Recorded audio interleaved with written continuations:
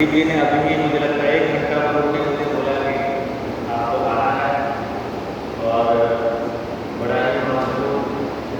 कार्यक्रम चल रहा है, क्योंकि जो शिक्षक की भूमिका होती है समाज किसी भी समाज में, किसी भी राष्ट्र में, शिक्षक उस समाज की बुनियाद उसके भविष्य को रास्ता और जो शिक्षक की होता है उसका आधार तो शिक्षक होता है। इतने अच्छे से उन शिक्षकों को नवाचार की ट्रेनिंग दी जाती है, जो नई अपनी नए विचार, नए तरीके शिक्षा को निर्माण करने के लिए जा हो रहे हैं पूरे देश और दुनिया में, उसकी जानकारी दी जाती है। उस दृष्टिकोण से यह शिक्षण अत्यंत महत्वपूर्ण है और आप सभी लोगों से निवेदन है कि इस पूरे प्रशिक्षण को गंभीरता से और मुझे पता है हम लोगों ने काफी लंबी ट्रेनिंग की है, शिक्षकों ने भाग लिया है। आजकल मोबाइल के युग में किसी का ध्यान किसी एक चीज पे चंद मिनट से ज़्यादा टिक नहीं पा सकता। ये एक व्यवहारिक समस्या है आज के दिनों में, ये हम लोग सामने आ रही है। इसमें एक बड़ी चुनौती होगी आप लोगों के लिए कि गर्मी भी है, लेकिन अंदर का जो माहौल है काफ़ी अच्छा है और जब भी आपका ध्यान भटके या पूरी तरह महसूस हो तो एक नॉर्मल पानी का है बीच एक से ले लेंगे तो फिर से आपका जो ध्यान है वापस विषय पर गिरने हो जाएगा और आप शिक्षण से अपनी पूरी सहभागिता के साथ भाग ले सकते हैं।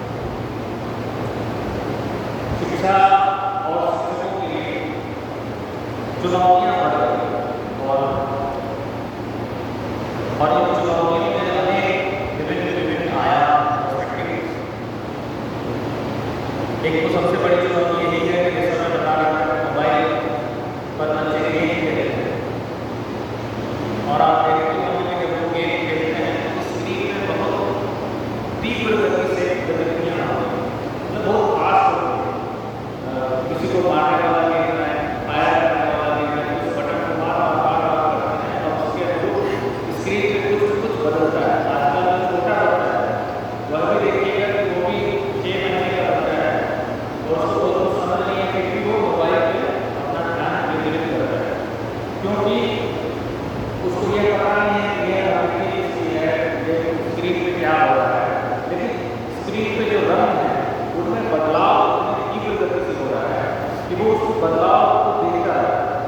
और हम लोग चल रहे हैं मोबाइल देख रहे हैं। वस्तुतः में बहुत छोटे बच्चों को समझ नहीं होती है और जैसे जैसे बच्चे बड़े हो जाते हैं या जिन बच्चों को आप पढ़ाएंगे उनमें से ज़्यादातर बच्चों का 1 घंटा 2 घंटा प्रतिदिन मोबाइल पर जाता है। और बहुत बार तो ये भी देखा जाता है कि जब माता पिता बच्चों को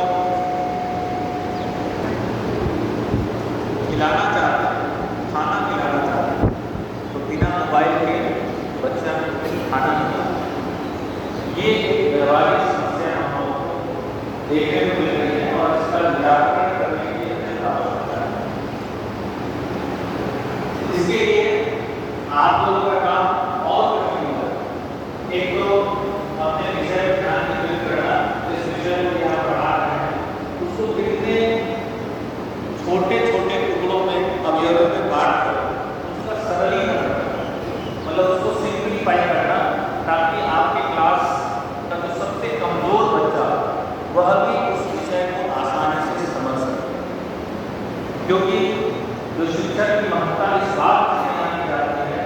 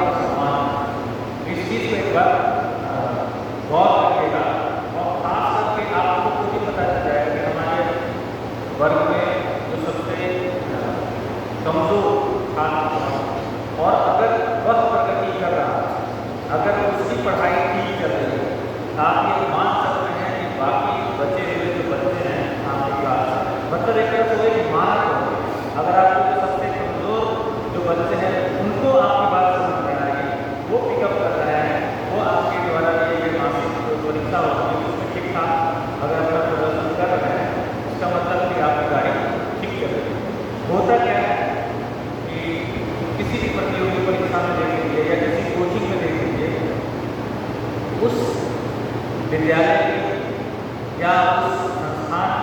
की गुणवत्ता को, उस विद्यालय के जो सबसे अच्छे बच्चे होते हैं उनके प्रदर्शन के आधार पर तय किया जाता है कि यह संस्थान अच्छा है या बुरा है। कोई भी यह बात नहीं करता है कि इस विद्यालय में सबसे कम नंबर पाया हुआ लड़का है उसके कितने प्रतिशत मार्क्स, अगर वह सबसे कमजोर अगर 75-80 पाया और सबसे हाईएस्ट अगर 85 भी रहे तो भी वह उस शिक्षक की उस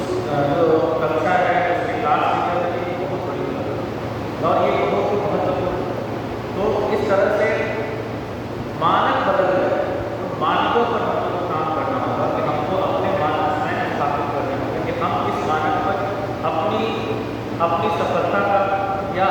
अपनी असफलता का मूल्यांकन करें। ये एक बहुत ही महत्वपूर्ण विषय है और ये पूरे दुनिया में इस चीज़ में चर्चा हो रही है। आप देखेंगे कि सामाजिक सरोकार या किसी भी सरकार की बात करें तो लोग बोलते हैं कि जो सबसे निचले पायदान पर जो लोग खड़े हैं वहाँ तो सरकार की योजनाएं या कोई क्या होगा कि NCERT की किताब के पहले पन्ने में लिखा रहता है गांधी जी का जंतर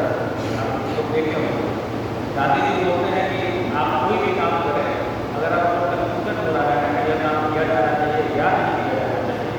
आप अपनी आंखें बंद करके और आपके केवल जो सबसे गरीब जो सबसे निचले पायदान का व्यक्ति अगर दिख रहा है, अगर आपके द्वारा किए गए कार्यों से उसका कुछ बदलाव हो रहा है उसका मतलब आप सही कर रहे हैं, और अगर उसका कुछ नुकसान हो रहा है उसका मतलब वो कार्य करने योग्य नहीं। ये चीज़ों को बहुत ध्यान रखने की आवश्यकता है। दूसरा कि देखिए जैसे मोबाइल हमारे चर्चा होगी कि मोबाइल से बहुत सारा नुकसान होता है, लेकिन मोबाइल से बहुत ज़्यादा फायदे हैं। आप लोग चाहे किसी भी विषय के अध्यापक हो, अगर आप चाहें तो मोबाइल में बहुत सारी चीज़ें निःशुल्क उपलब्ध हैं। मतलब जैसे मैंने कहा कि किसी भी कठिन कॉन्सेप्ट का सरलीकरण करके अगर आप उसको बताएंगे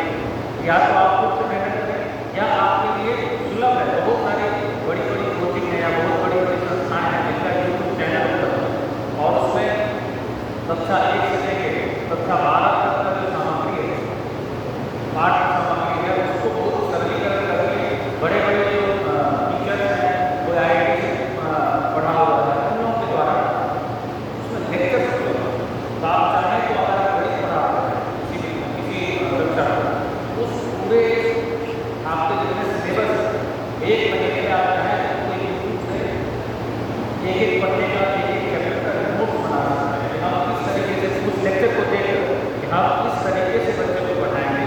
ताकि बच्चे को जो भी सबसे कमजोर बच्चा है उसको भी हम इस कॉन्सेप्ट को बहुत तरीके से समझा पाने में सफल हैं।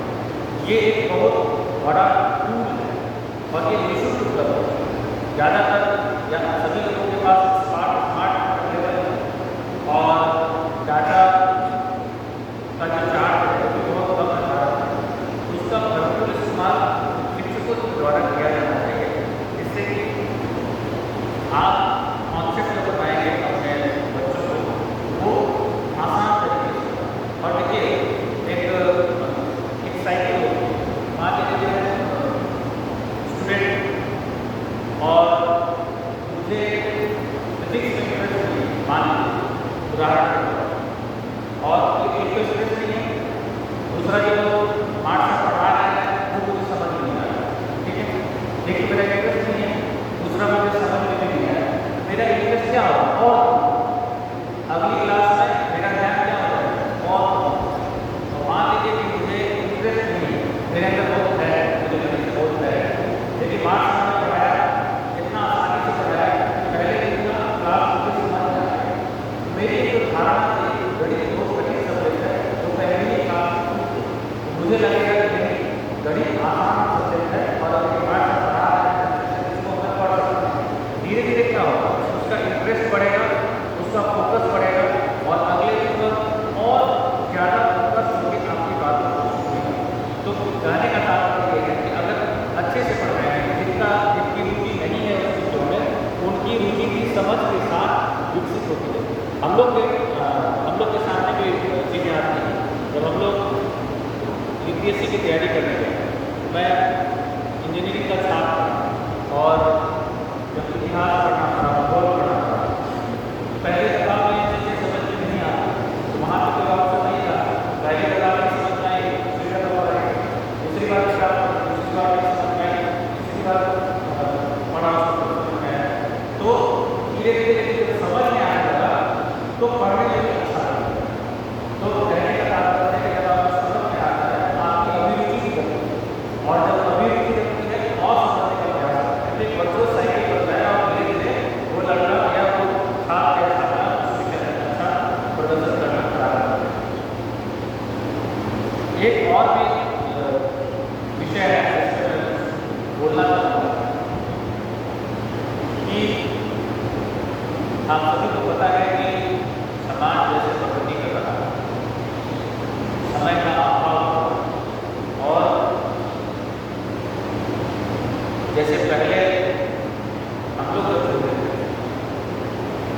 तो एक टोले के बच्चे में जितने भी उस टोले के बुजुर्ग होते थे उन सभी का ध्यान रखता कि वो बच्चा क्या कर रहा है, वो दिन में बगीचे में जाके आम छू रहा है या किसी का मम्मी करने के साथ गोली खेल रहा है, तो सबका ध्यान रखा है और अंकुश रहता है। कोई भी पड़ोस का कोई चाचा है, काका है, तो पकड़ उसको डांट देता है, तुरंत हम उसको चेक कर जाता है। अब इसकी ऐसी अब क्या है, जो पेरेंट्स हैं, जो माँ बाप हैं, उनको उनके पास समय नहीं, और जो आसपास के बुजुर्ग हैं, अब ये स्थिति हो गई है कि पड़ोस के अगर काका ने किसी बच्चे को डांट दिया तो उस बच्चे के माँ बाप क्या होते हैं, उनसे लड़ाई करने में लग जाते हैं, या टीचर ने अगर डांट दिया तो उड़ाना लेके वो बच्चा कर जाता है, उसके माँ बाप आ जाते हैं शिकायत करते हैं। ये एक बहुत बड़ी चुनौती है और इसमें शिक्षकों का बहुत बड़ा रोल, आपको बतौर अध्यापक के साथ साथ बतौर गार्जियन, मतलब आप इस देश की नींव बना रहे हैं। अगर आपके क्लास में जो बच्चा है, अगर आपको इतना ही करके इसलिए मान लेंगे कि हमने 5 घंटा पढ़ा दिया उसके बाद हमारी कोई जिम्मेदारी नहीं है, आपके ऊपर हर बच्चे की जिम्मेदारी है। और बच्चा 8 घंटा सोता है और 8 घंटा आपके विद्यालय में होता है। समझिए कि जीवन का कितना बड़ा हिस्सा आपके विद्यालय में होती है, तो उसके जो मूल्य हैं उन मूल्यों को करने की जिम्मेदारी है। अब मूल्य क्या है? मूल्य तो समय के साथ परिवर्तित होते रहते हैं, लेकिन कुछ जो मूल्य हैं हम लोग के समाज में, जिसके बदौलत हमारा जो भारतीय समाज है उसकी पूरे विश्व में इतनी इज्जत, जैसे कि रिश्तेदार हो गए, घर परिवार हो गए, जो बुजुर्ग हैं उनकी इज्जत करना, ठीक है, उनसे बात करना, उनसे मुलाकात करना। जैसे एक बहुत बड़ी स्टडी हुई थी और उस पर एक नेटफ्लिक्स पे एक क्या बोलते हैं, वेब सीरीज है, वेब सीरीज नहीं कहेंगे इसको, डॉक्यूमेंट्री है, 5-6 एपिसोड है। उसमें दुनिया में जो जहाँ पे 100 वर्ष से ज़्यादा के लोग सबसे ज़्यादा संख्या में हैं, उन सोसाइटी का अध्ययन किया जाए और उसमें कुछ चीज़ें बहुत ही कॉमन पाई गई, मतलब वो सभी जितने भी जगह का स्टडी हुआ सब में कॉमन पाया गया। उसमें से एक बहुत बड़ा चीज़ था कि उनका जो समाज था वो बड़ा ही संगठित था, जो परिवार की व्यवस्था था, परिवार में एक दूसरे को सपोर्ट करना, प्रतिदिन बैठ के आपस में बातचीत करना, सुख दुख को शेयर करना, इसका एक बहुत बड़ा रोल था। मतलब वहाँ पर परदादी भी है, मतलब परदादी 100 साल की है, ठीक है, और जो दादी है वो 75 साल की है, पिताजी 50 साल के हैं, ठीक है, उनके बच्चे 25 साल के हैं और उनके बच्चे 1 साल के हैं। तो आप जोड़िए तो कितनी पीढ़ी, 5 पीढ़ी एक साथ एक घर में रहते हैं और सभी लोग आपस में बातचीत कर रहे हैं। जो परदादी हैं अपने अनुभव को साझा कर रही हैं, दादी जो है अपने जीवन के अनुभव को साझा कर रही हैं, और वह भी एक तरह से क्या है, शिक्षा। उससे क्या हो रहा है, एक तो जो शिक्षा है वो ट्रांसफ़र हो रही है नई जनरेशन पे, इसके साथ ही साथ जो बुजुर्ग लोग हैं उनको जीवन को जीने का एक आधार, एक मकसद के जीना क्या होता है, जीने का मतलब है, तो उनके पास एक पर्पस ऑफ लाइफ होता है कि हमारे ये बच्चे हैं या हमारे पोते हैं, हमारे नाती हैं, इनको वो हमको अच्छी शिक्षा दें।